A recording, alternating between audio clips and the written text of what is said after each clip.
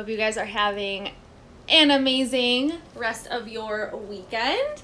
Hi, Instagram. I'm just waiting for Facebook to stream live. There we are. Hello, Facebook. All right. So, welcome to... Hello. Hi, Angie. Hi, Jen. Thank you so much for tuning in to day 15. Today we are going to be talking about the energy of wanting versus the energy of getting. So thank you guys again for being so patient with me this week. It has been a week that has been filled with lots of unexpected events. And then Instagram did not want to let me go live yesterday. Hey, Courtney. Hey, Corinne. So if you guys watched my stories yesterday, you will see that one of the things I wanted to talk about was constricting when we are so focused on receiving abundance in the form of money or in the form of income and success. And when we are so focused on receiving abundance in only one way, we are actually blocking it off from coming to us. And I just thought it was so perfect because I have been really wanting to share the energy of wanting versus the energy of getting, but I wasn't sure how to relay it in a way that was tangible or understandable for those of you guys that maybe haven't been doing the full series or maybe haven't been doing the energy work as long as I have. But I figured that this would be the perfect time to kind of address why when we are so focused on wanting only one thing that we're actually pushing it away. And so I want you guys to think about this in terms of wanting a sandwich, okay? I know this is gonna sound like a ridiculous example. Hey, Katie! Oh my gosh, thank you so much for tuning in. So I know this is gonna sound like a ridiculous example, but because almost every single one of us can relate to wanting something to eat and then being able to get something to eat, we will understand why this works in terms of energetics and why this works in terms of money. So if you are sitting on the couch and all of a sudden the thought pops into your head, I want a sandwich. Now, if you were to sit on the couch and think about wanting a sandwich, you are in the energy of wanting. You are simply sitting there doing nothing, thinking about how much you want a sandwich. But you are not in the energy of receiving it because you're just sitting there thinking about how you want it, but you don't have it. However, once we get up, hello, yes, okay, so then however, once we get up from the couch or wherever we're sitting, and we go and get the sandwich, we now have a sandwich, and we are now in the vibration or in the energy of getting a sandwich, right? So we went from in the energy of wanting, right? So we're sitting on the couch wanting a sandwich, right? To getting up and getting a sandwich. And it's so easy, right? We went from wanting something and correct. Sorry, my phone is charging. So in a matter of minutes, we went from the desire, the energy of wanting to the energy of getting. And it's easy, and we don't even think twice about doing it because getting food, making a sandwich, going to your fridge, and making something that you once wanted but now have gotten and have achieved feels easy because it's a sandwich, right? And so many of us have done that, so we understand how the shift can happen from wanting to getting so easily, right? So many of us can relate to that energy shift. Now, not many of us understand. Now, unless you've manifested or created or earned $1 million before, I don't like the word earned, but unless you've manifested or created $1 million before, you don't understand what it feels like to go from wanting $1 million to getting $1 million, right?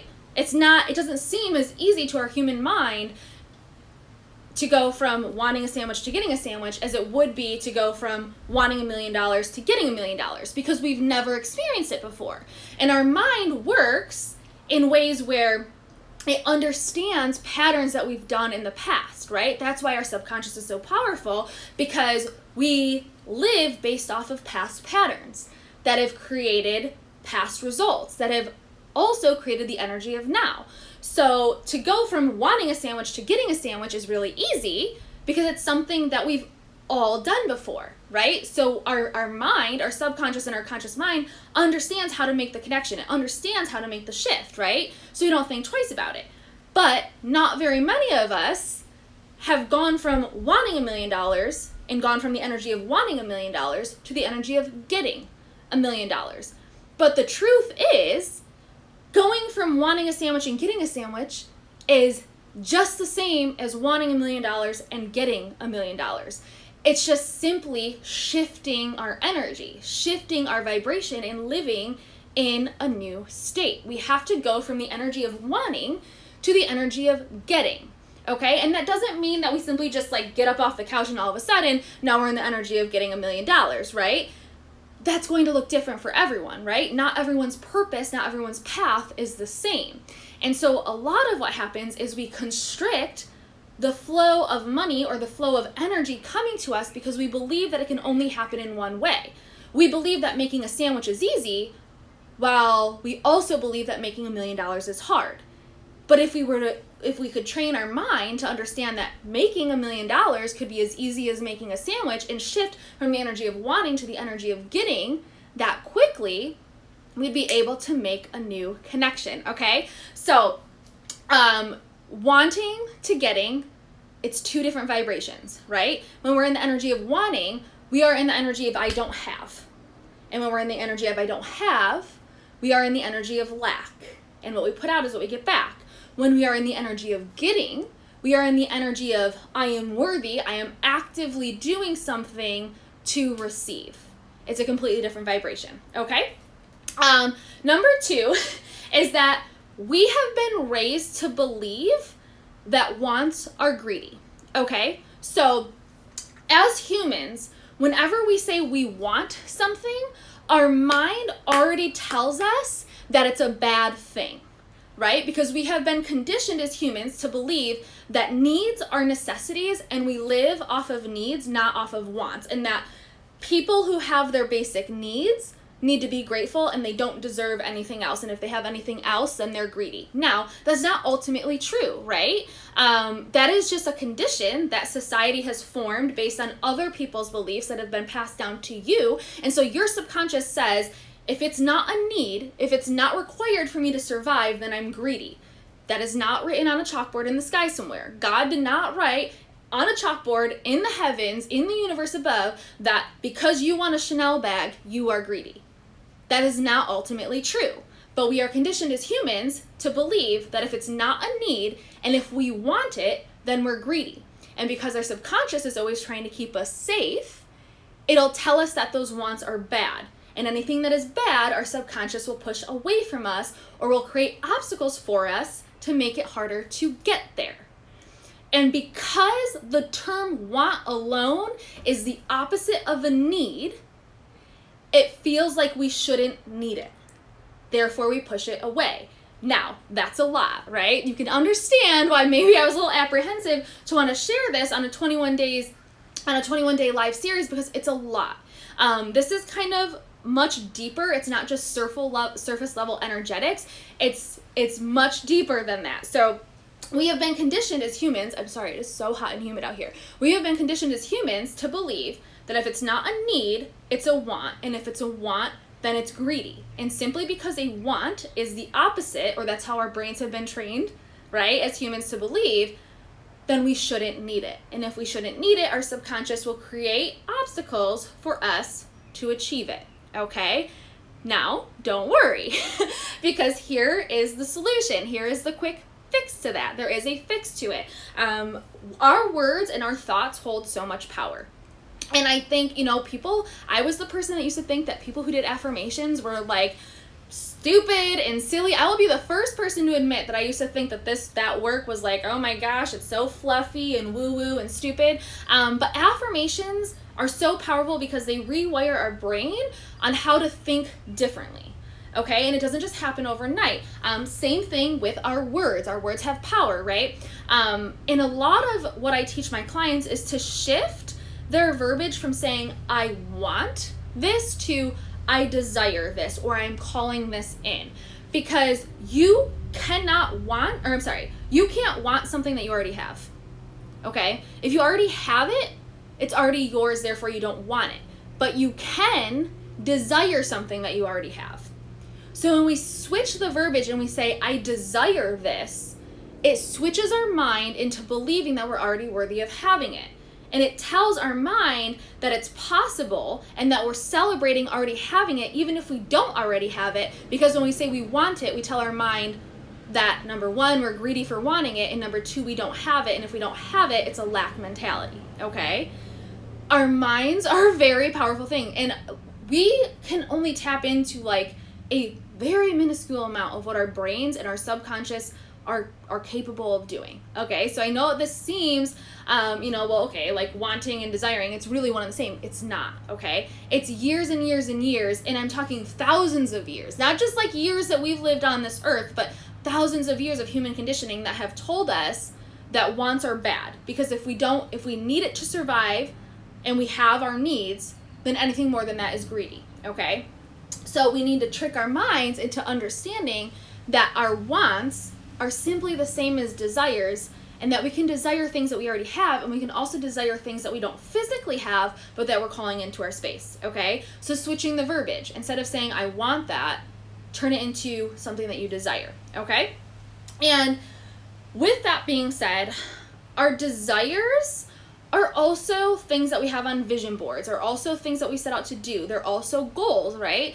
And one of the hardest things that my clients, I guess what I would say, struggle with is understanding how to go after a goal and take massive action while also detaching from the outcome. A huge part of manifestation is being 100% certain that it's meant for you, okay? And when we are 110% certain that what we seek, that what we desire is meant for us, we cannot fail. We cannot fuck it up, no matter what. And no matter what, everything that we have on our vision board, everything that we see that is for us is coming to us, but we're in control of how fast and how slow it comes to us, okay? Because if we believe that it has to be harder, we'll manifest more obstacles that we have to go over to get to it. If we believe that it gets to be easy, we manifest less obstacles and it comes to us quicker, okay? But certainty equals detachment, and detachment equals manifestation, okay? So like write that little formula down. Certainty equals detachment, and detachment equals manifestation. Because if you are 100% certain that what you desire is meant for you, and then you detach from the outcome of how, okay? So you detach from how it has to happen. You simply just release the how and just trust that it's going to happen for you. Then you will become the frequency of the manifestation that you are seeking in, okay? But so many people don't believe that it's for them. They have one foot in and one foot out. I think I can do this, but I want this, but. And there's not that 100% faith. And it's funny because I was listening to church this morning, and it said, and the pastor said, the most powerful form of faith is not when your prayers are answered. It's when your prayers aren't answered. That's when your faith is the most powerful.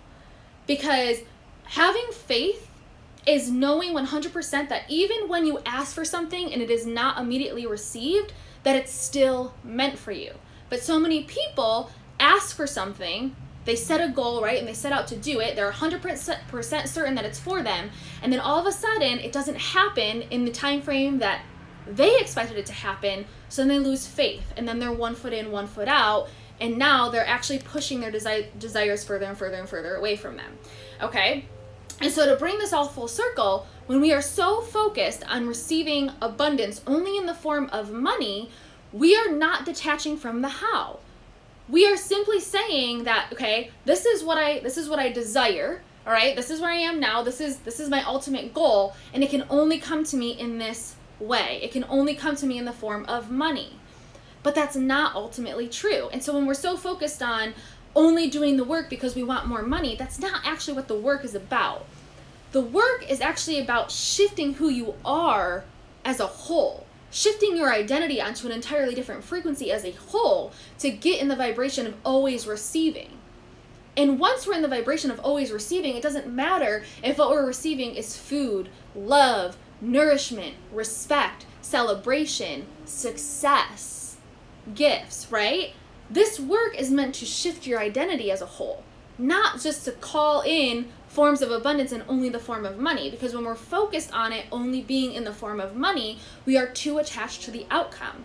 And if we're too attached from the outcome, we are not manifesting. The key to manifesting is to detach entirely from the outcome and detach completely from the how. Okay? So just a quick recap. I talked on the energy of wanting versus the energy of getting, okay? The energy of wanting a sandwich and then immediately being able to get up and get a sandwich, right? So many of us can relate to that vibration. It seems really easy to go from wanting a sandwich to getting a sandwich. But for whatever reason, as humans, we make it seem really hard when we think about wanting $1 million to shifting into getting $1 million, because we haven't created that pattern yet. We haven't created that repetition, that muscle memory. Okay, like manifestation is also like muscle memory. Okay, number 2, we talked about how we have been raised to believe that anything more than needs, so anything that is a want, is considered greedy. Okay, and how to shift our mindset into saying something is a want and turn it into a desire, right? So we seek desires, because when we're in the energy of wanting, we're in the energy of lack, which is also the energy of not receiving. Okay, and then we also talked about certainty equals detachment equals manifestation. Okay, so that's the formula for manifestation, and that is what I have for you guys today. My mom just poked her head in because she's waiting for me to go to the beach. She's like, okay, we're ready to go. So that is what I have for you guys today. That is the difference between the energy of wanting and the energy of getting. Okay, so if you guys have any questions about this, I know it was a lot. I know it was really kind of involved. It was definitely deeper level. Okay, it wasn't just like surface level today. It was more so like really diving in to the energetics, into the, it wasn't beginner. All right, so I get that if what I talked about was a little bit confusing for you guys, shoot me a message and I can clarify. Otherwise, I will make sure that I get this uploaded to my IGTV and sent out via email for you guys with your journal prompts. If you guys aren't on my email list, just message me your email and I will get you on that list. All right, thank you guys. Happy Sunday.